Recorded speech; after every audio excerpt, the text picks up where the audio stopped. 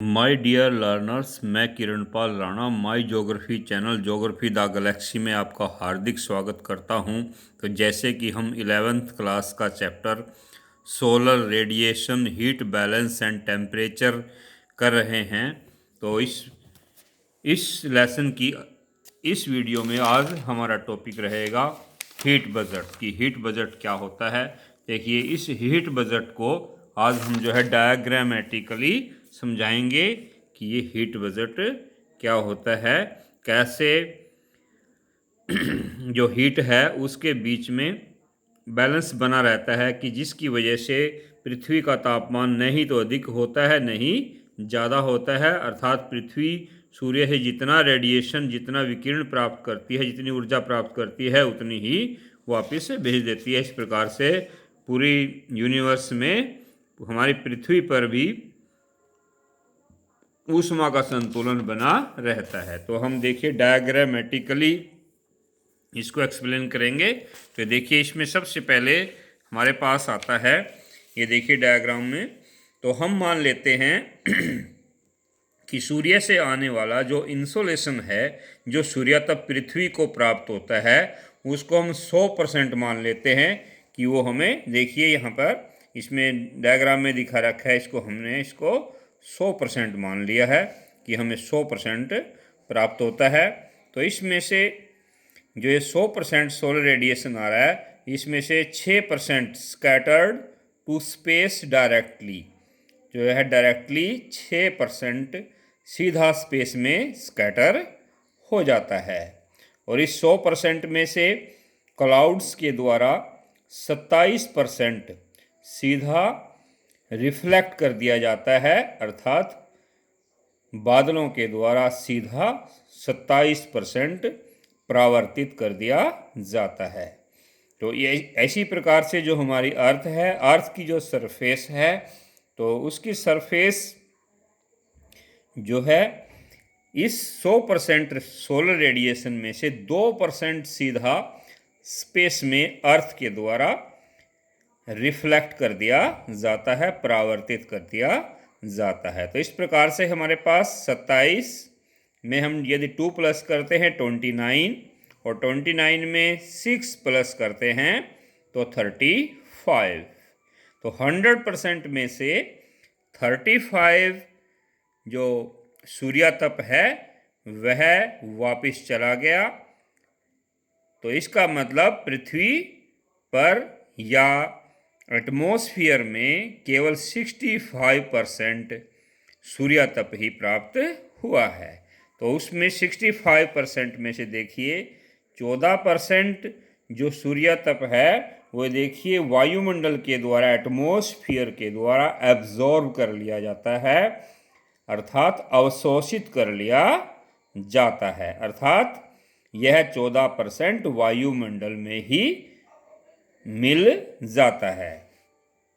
तो इस 65 में से 14% वायुमंडल में रह गया, बाकी 34% जो है अर्थ के द्वारा अवशोषित कर लिया जाता है, अर्थ के द्वारा जो है अवशोषित कर लिया जाता है। ऐसे ही जो 17% है, 17% ये भी अर्थ के द्वारा सीधा अवशोषित कर लिया जाता है। इस 23% में से जो है 6% सीधा दोबारा से स्पेस में स्कैटर हो गया था, और 17% जो है पृथ्वी के द्वारा सीधा अवशोषित कर लिया जाता है। तो इस प्रकार से 17 में यदि हम 34 प्लस करते हैं तो 51, और 51 में जब 14 प्लस करेंगे तो ये हो जाएगा 65।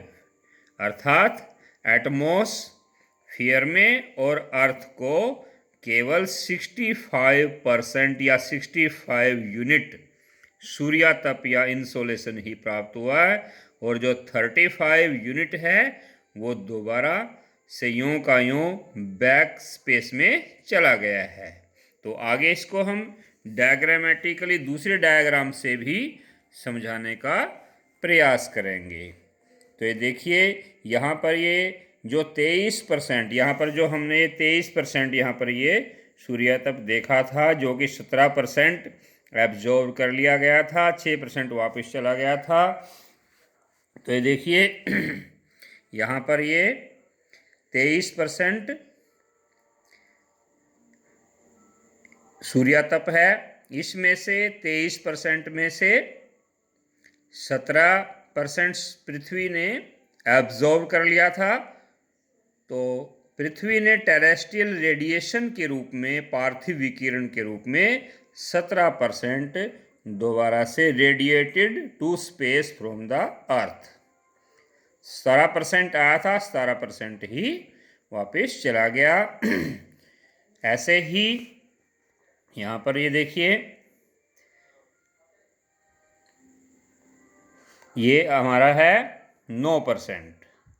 यहाँ पर ये देखिए 9% है। तो 9% जो है टर्बुलेंस और कन्वेक्शन, संवहन क्रियाओं के द्वारा जो है वायुमंडल में अवशोषित कर लिया जाता है। 6% यहाँ अब जो है रेडिएशन के द्वारा 6% वायुमंडल में रह जाता है, 6% यहाँ रह जाता है। 9% जो है टर्बुलेंस कन्वेक्शन के द्वारा रह जाता है। ऐसे ही यहाँ पर 19% जो है कंडेंसेशन जो प्रोसेस है, कि जब वाटर वेपर वाटर ड्रॉपलेट्स में कन्वर्ट होते हैं तो उस प्रक्रिया के द्वारा 19% जो सूर्यातप है वो यहीं पर ही एब्जॉर्ब कर लिया जाता है।